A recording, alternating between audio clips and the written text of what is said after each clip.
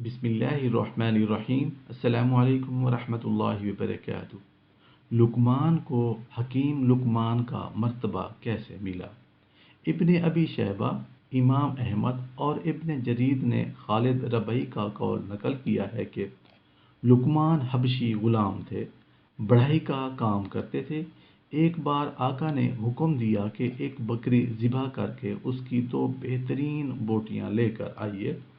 حضرت لقمان نے زبان اور دل لے جا کر حاضر کر دیا۔ کچھ دنوں کے بعد آقا نے دوبارہ حکم دیا کہ ایک بکری کا ذبح کر کے اس کے 2 بدترین پرچے لے آئیے۔ حضرت لقمان نے پھر زبان اور دل حاضر کر دیا۔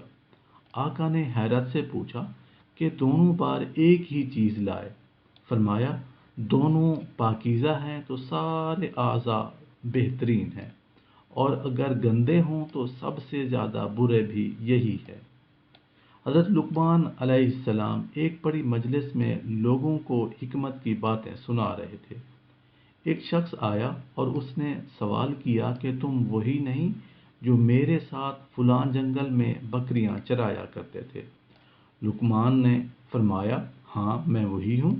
اس شخص نے پوچھا کہ پھر آپ کو یہ مقام کیسے حاصل ہوا؟ خلق خدا آپ کی تعظیم کرتی ہے اور آپ کے کلمات سننے کے لیے دور دور سے جمع ہوتی ہے۔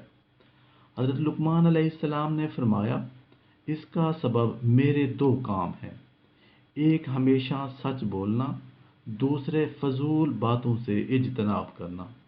اور ایک روایت میں یہ بھی ہے کہ حضرت لقمان علیہ السلام نے فرمایا کہ چند کام ایسے ہیں جنہوں نے مجھے اس درجہ پر پہنچایا، اگر تم اختیار کر لو تو تمہیں بھی یہی درجہ اور مقام حاصل ہو جائے گا۔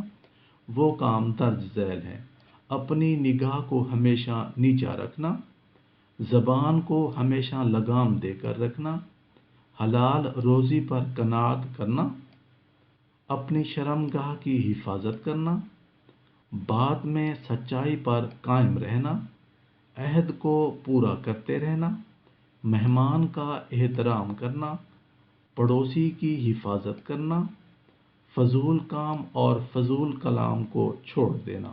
اللہ پاک ہم سب کو اعمال صالحہ کرنے کی توفیق عطا فرمائے۔